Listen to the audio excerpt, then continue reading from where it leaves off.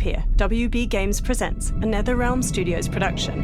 An old man stands in front of a caravan near a crowd.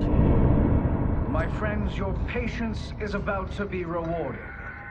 For I have saved the best for last. I have recently discovered a cure-all of unrivaled potency. It will soon be on the shelves in every home of Outworld. This elixir is crafted from an ancient recipe.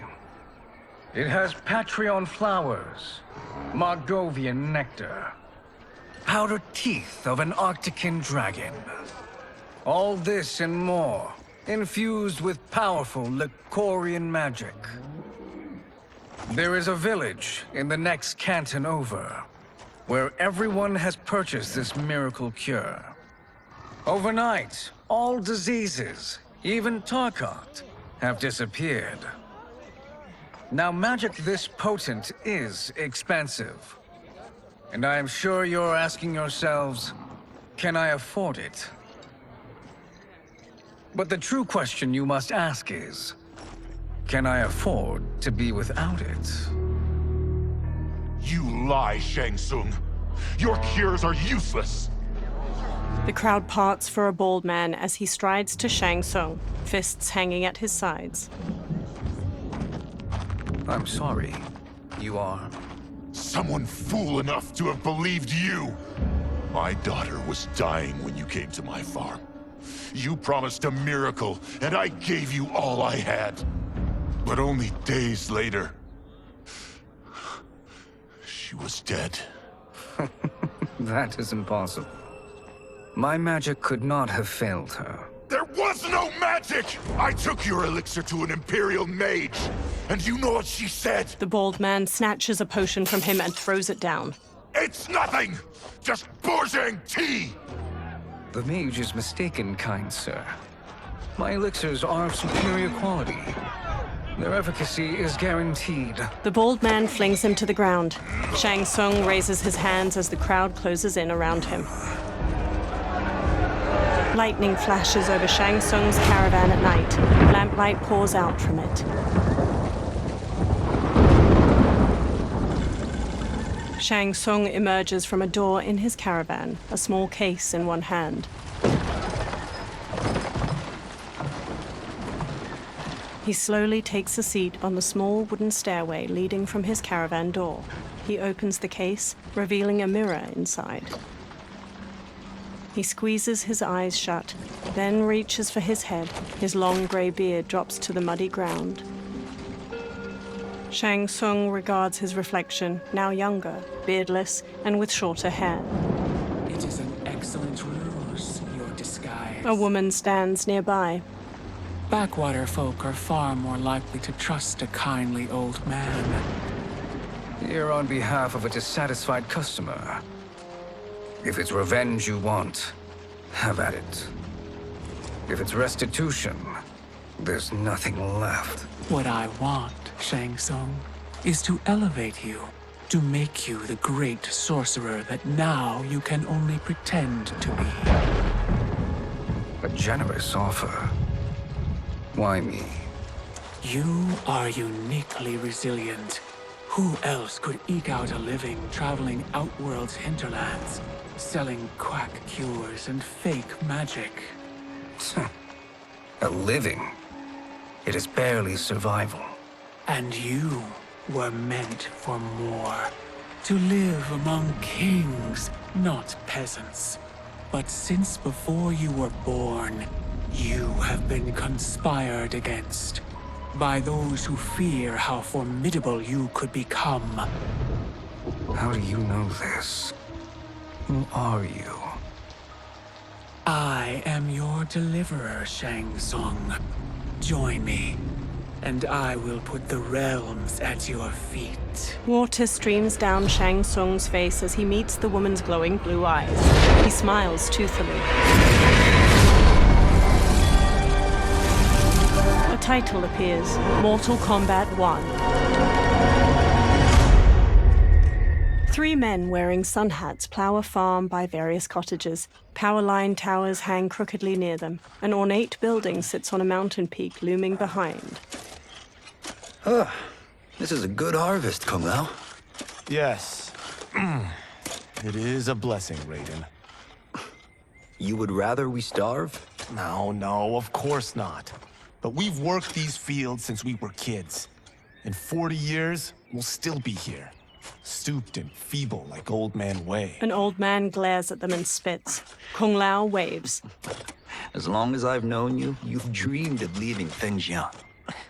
Why can't you be happy here?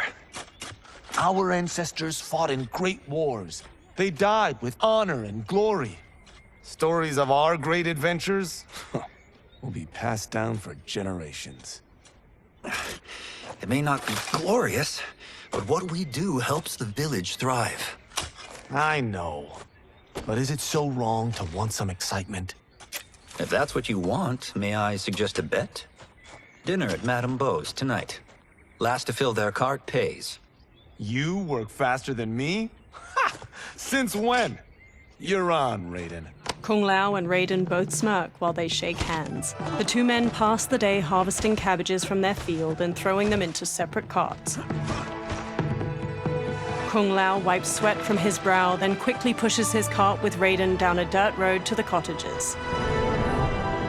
A woman uses a kettle to pour tea into a pair of small porcelain cups on a table in a crowded restaurant. She carries a platter with the cups and kettle away as Kung Lao and Raiden walk in. That is amazing. I am starving. I wonder what Madame Beau is making tonight. An old woman approaches. For you two, whatever you want.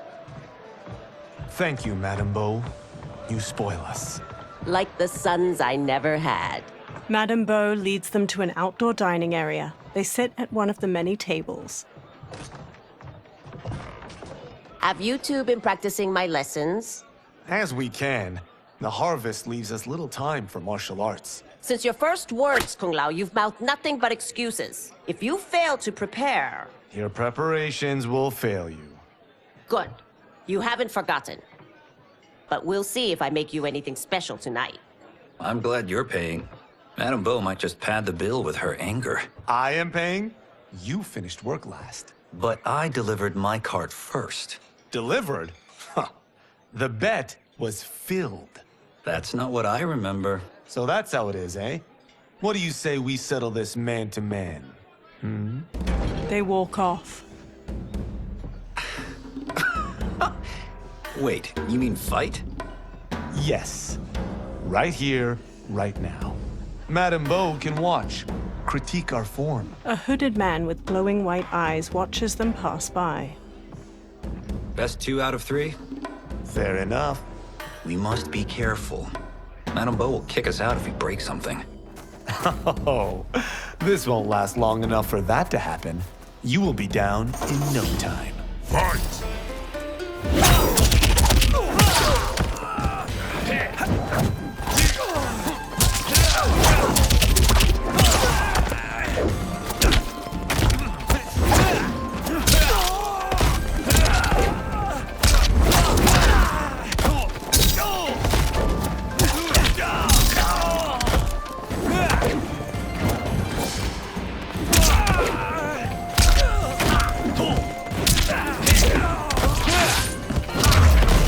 Must we go another round? We both know how this ends.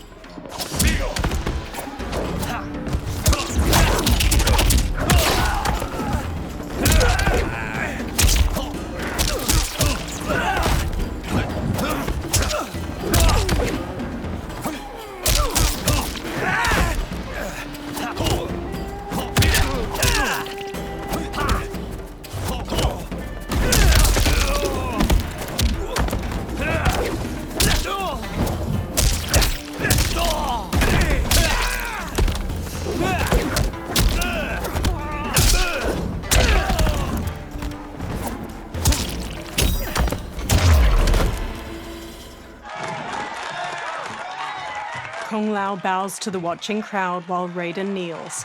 Kung Lao helps him up. You haven't beaten me yet. The day's coming, Kung Lao. Keep telling yourself that. A variety of plates and bowls with scraps of food in them sit on Kung Lao and Raiden's table. You were hungry. Everything was delicious, Madame Bo. Thank you, Raiden. You boys are always a pleasure to cook for. Raiden hands her cash, but his face drops as she beckons for more. A breeze wafts a bill from his hand toward a man in a dark garb and gas mask. He closes his fist around the bill, then looks toward Kung Lao and Raiden. Madame Bo, the Lin Kuei await your answer. 5 people in dark clothes and cloth masks stand with him. He advances on Madame Bo. I have been busy, Smoke. She steps away. The Lin Kuei? Who are they? Don't know, but I don't like where this is going. What do we do? Stay ready. Madame Bo, it is a simple choice. Pay for our protection, or risk harm to this fine establishment. You'll get nothing from me.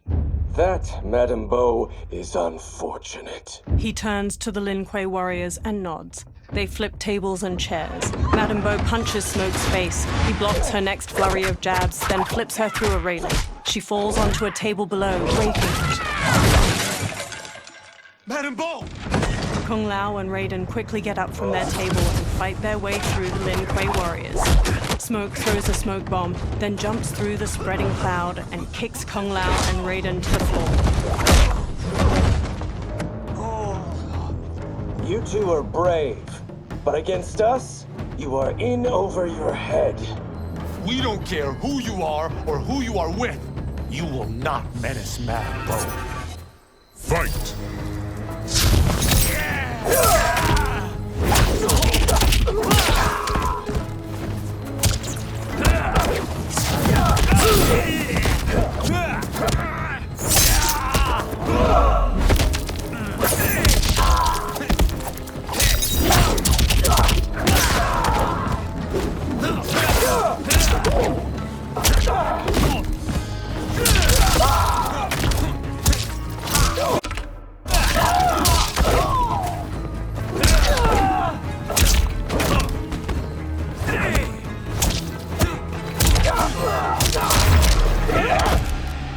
You picked the wrong person to extort, ruffian.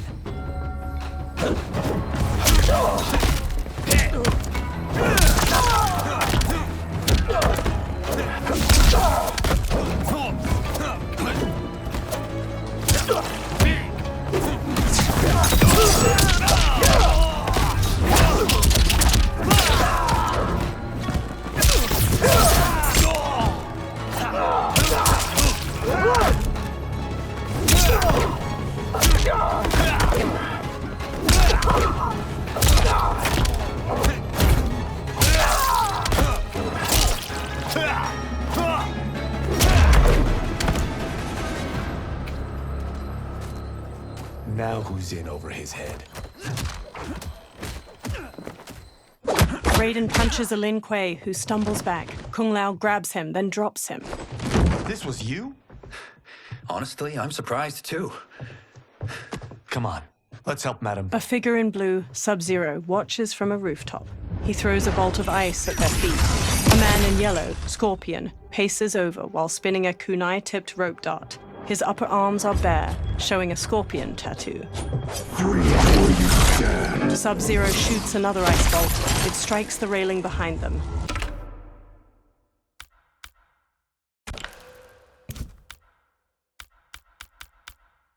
How does he do that? I have no idea. You interfere with Lin Kuei business. Leave, or face our wrath. Abandon Madame Bo. Not happening. Sub-Zero leaps onto Raiden and tackles him down a stairway. The rope dart wraps around Kung Lao's leg. Scorpion pulls at him with it.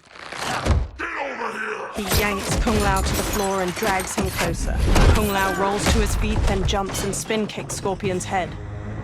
Want more? I have plenty. You should have fled when you could. Prepare to regret ever crossing the Lin Kuei. Fight!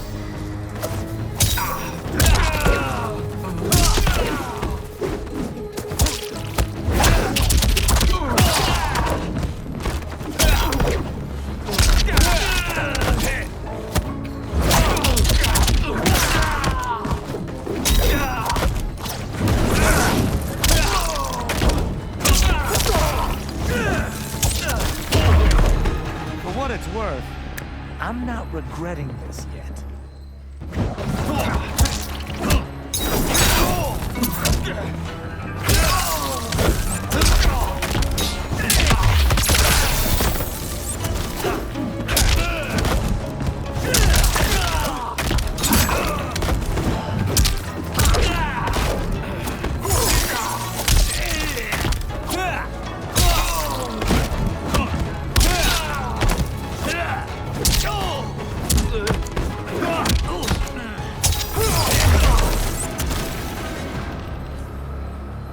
It is you who will regret crossing me. Kung Lao watches Sub-Zero kick Raiden into a pillar from the balcony. Raiden looks up, then climbs the pillar to the level above. Sub-Zero eyes him, then kicks 2 legs out from under a table, turning it into a ramp. He uses it to vault through the air and kick Raiden on the upper level. Raiden staggers into a bar counter where a man drinks. Raiden grabs a cleaver from a pig's head sitting on the bar and swings it at Sub-Zero. Sub-Zero weaves around the blade and Raiden slices off the cap of the man's liquor bottle. He pours it into a cup. Sub-Zero blasts ice at Raiden, freezing his hands to the bar. The man plucks a bit of the ice and drops it into his drink. Kung Lao throws his hat at Sub-Zero's head. It bounces off harmlessly. Smirking, Kung Lao shrugs. Incompetent. Kung Lao chucks a circular chakram decoration. It nicks Sub-Zero and plunges into a wall. Oh, that works. I have had enough of you. Then go, before I put you down like the rest of your Lin Kuei. You haven't a prayer against the Lin Kuei's Grand Master. Fight!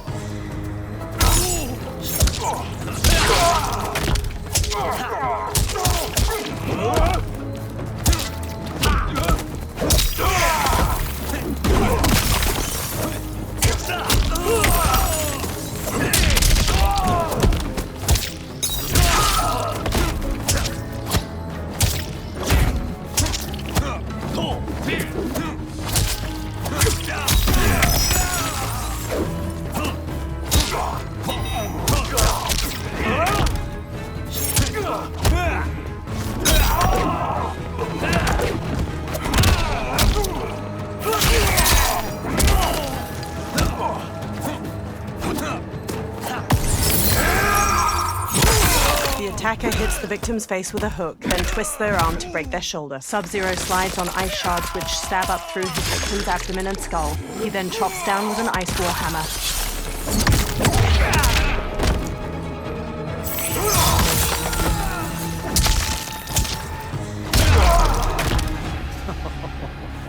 Sorry, but I have to ask. Can anyone Lin Kuei fight?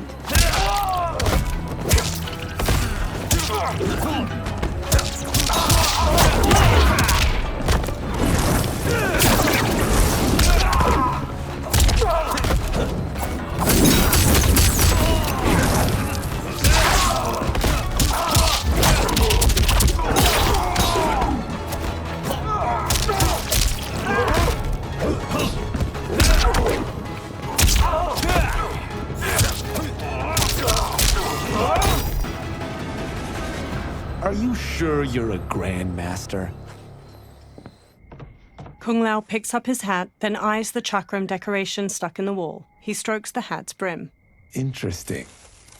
Kung Lao! Over here! Raiden checks Madame Beau's pulse as she lies inert, eyes shut. Kung Lao hurries over to them. Madame Beau. She's out cold. Oh no, is she? Dead? Not yet. She gets to her feet, lips a cigarette, then ignites it with a lighter.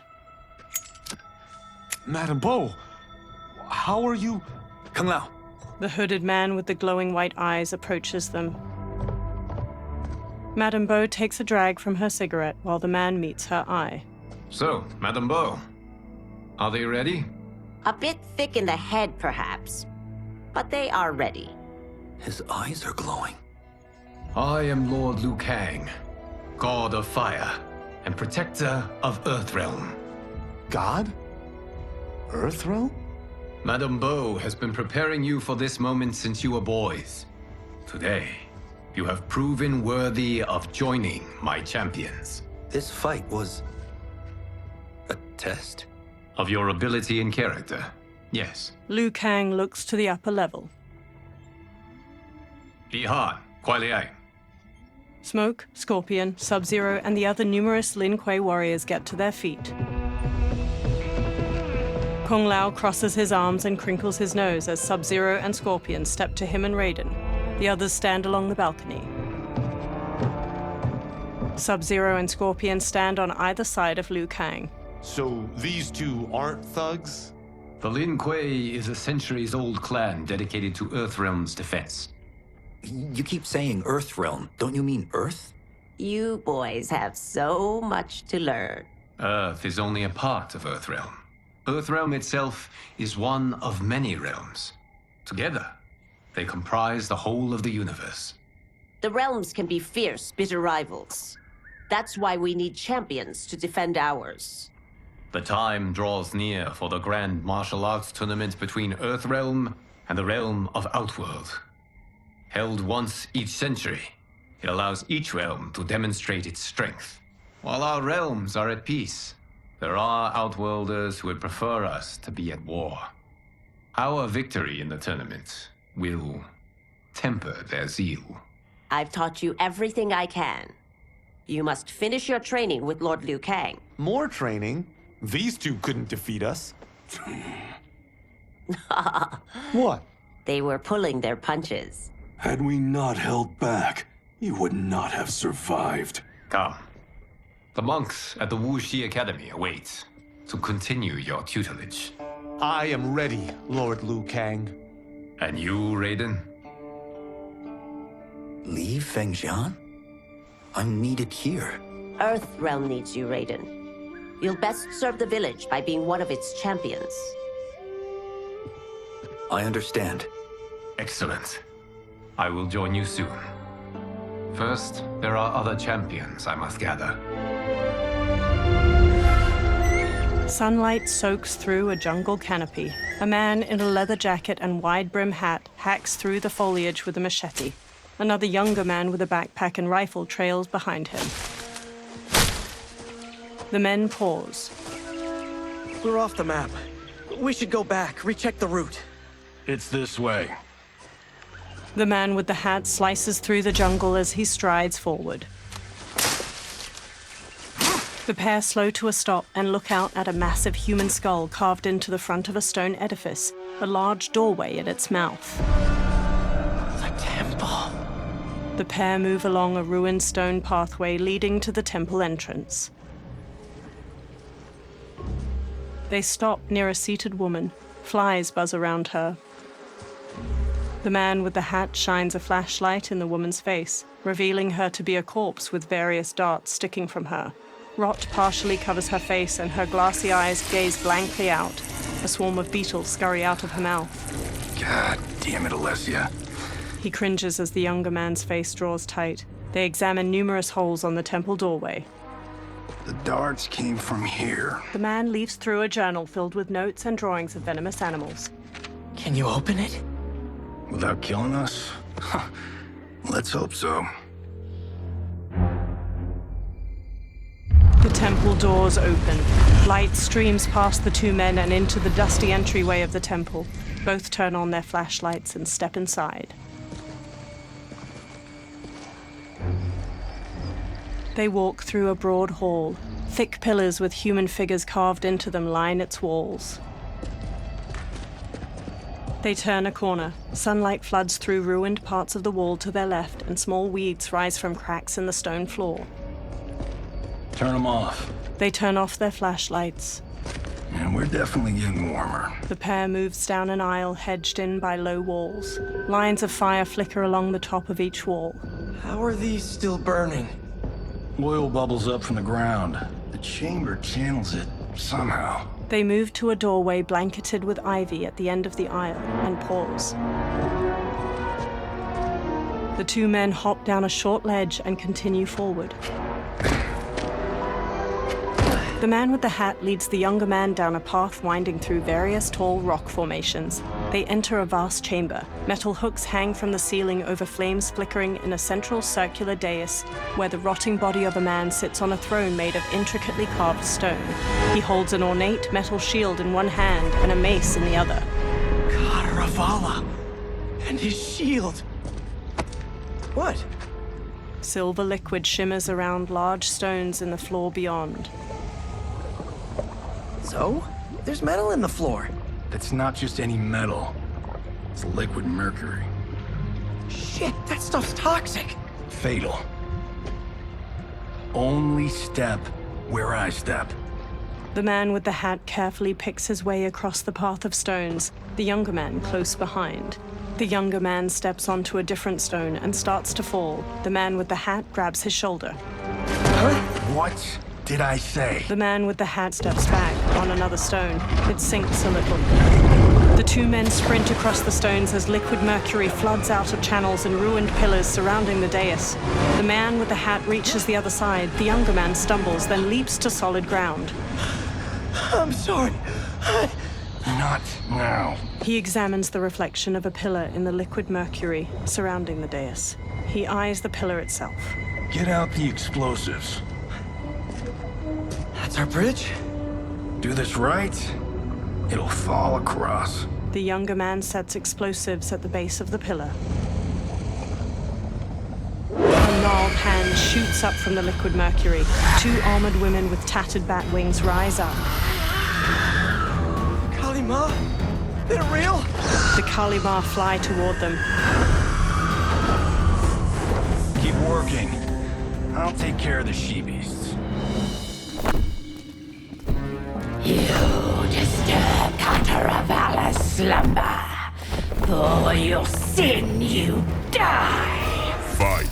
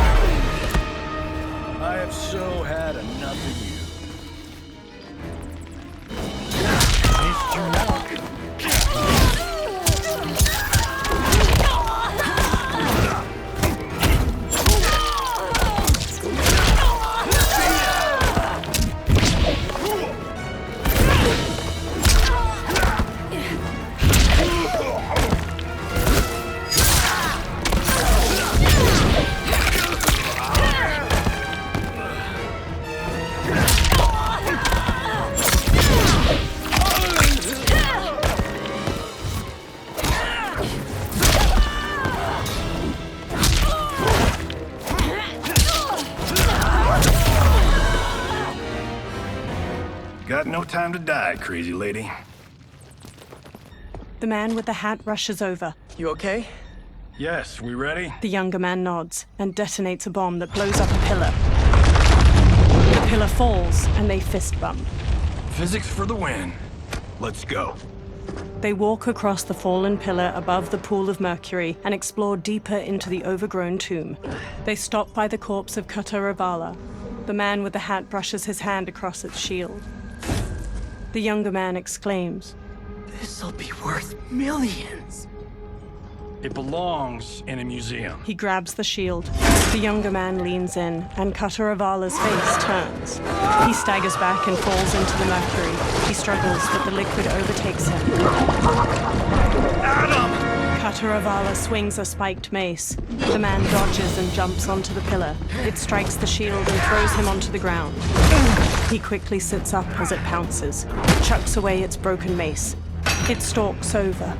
You will not have it. He rises. You don't need it. You're dead. Speaking of which, you just killed my best friend. And I'm not one to forgive and forget. Fight.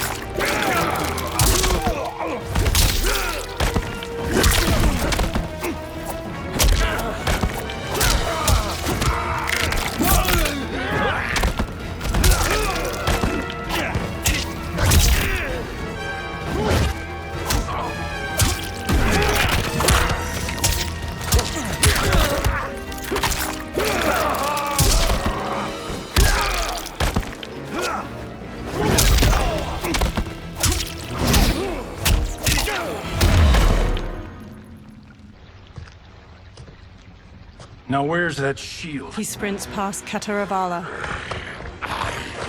I'm not yet defeated.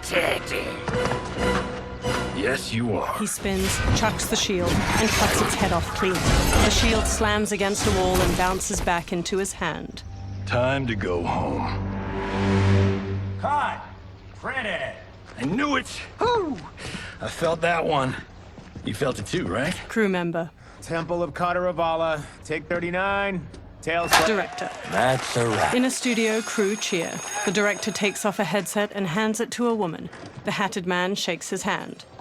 Steven, this was fantastic. Thank you. Oh, just like the old days. And these props. Jimbo killed it. Steven takes the shield. You did too, Johnny. Hey, about my pitch.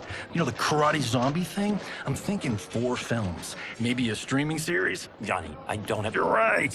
Not here. I'll swing by your office after I change. I can't. Have to meet with the editors. Walking away. Marshall will call you. Johnny pumps a fist in the air. Great!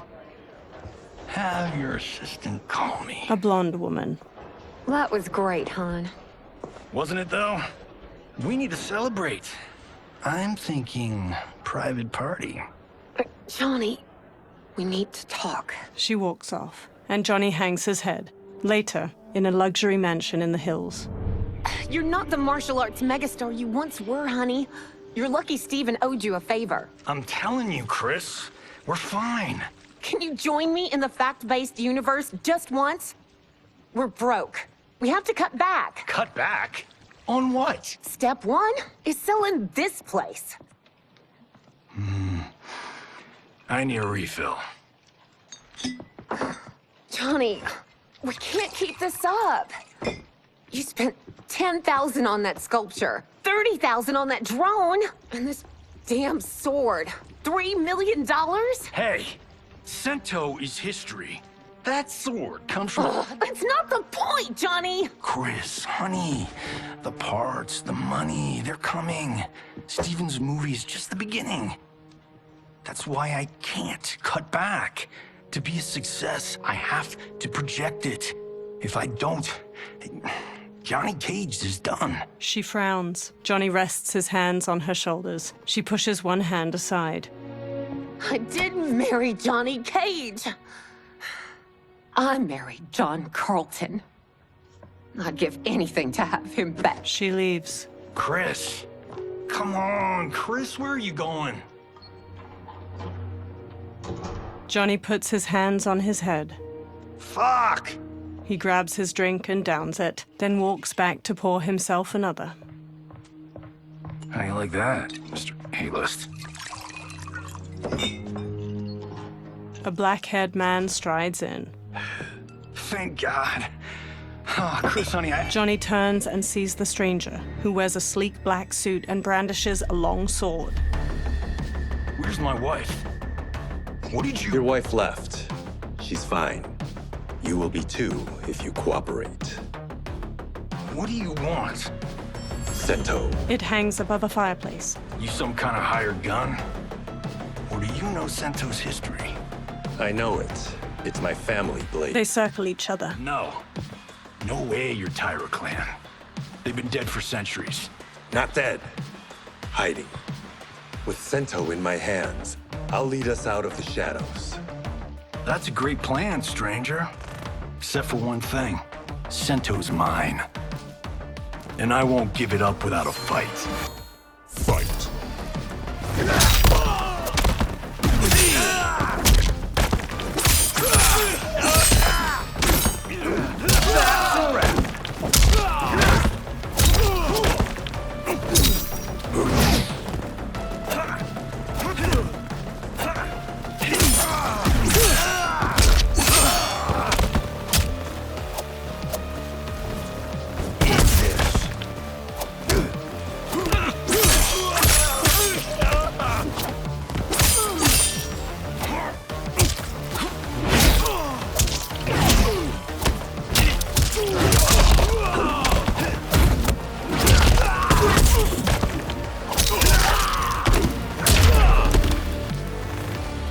tried robbing the wrong house.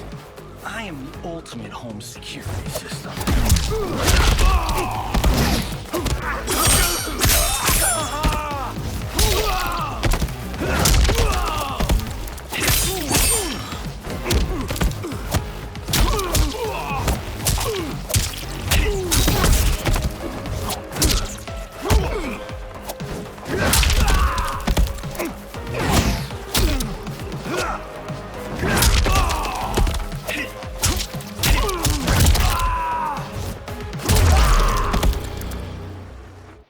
My house, my rules. Later at night, the defeated swordsman is tied to a chair.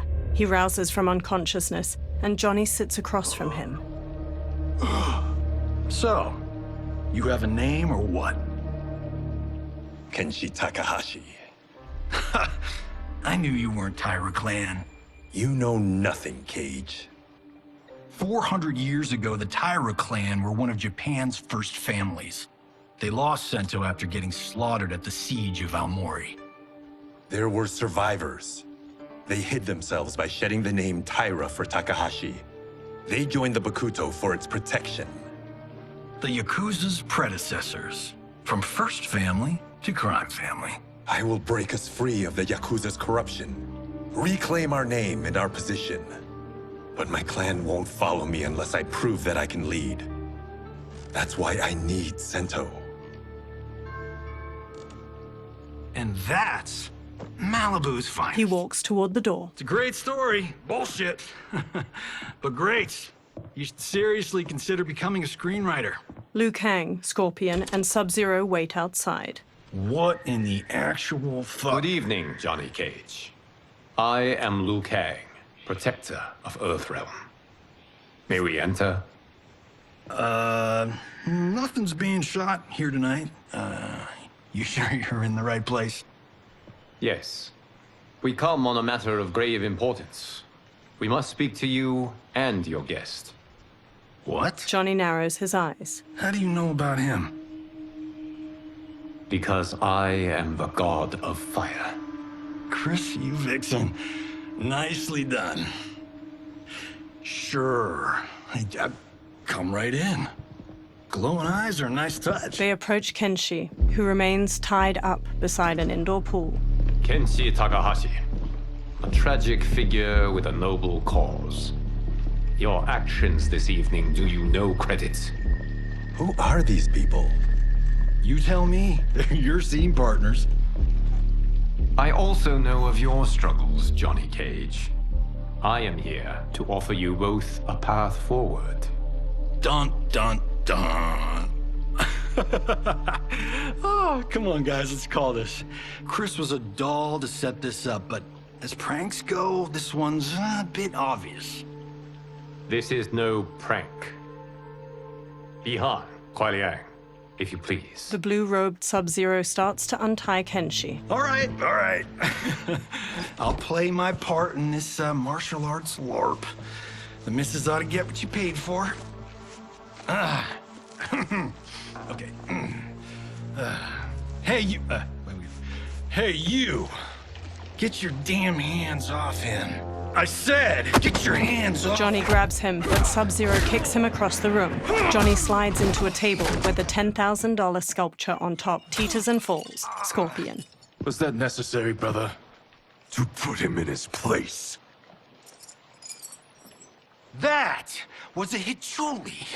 One of a kind. He stands. All right, I don't care if this is a damn prank. You crossed the line. Fight!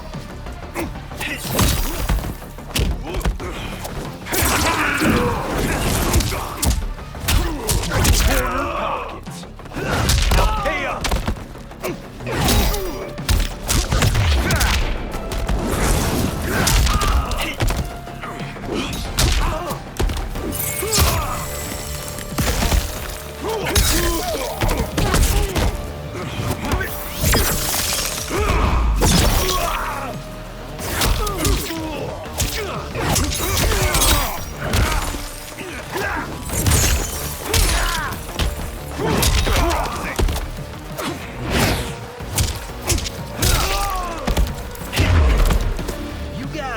better fight choreographer. Missed you, Mark.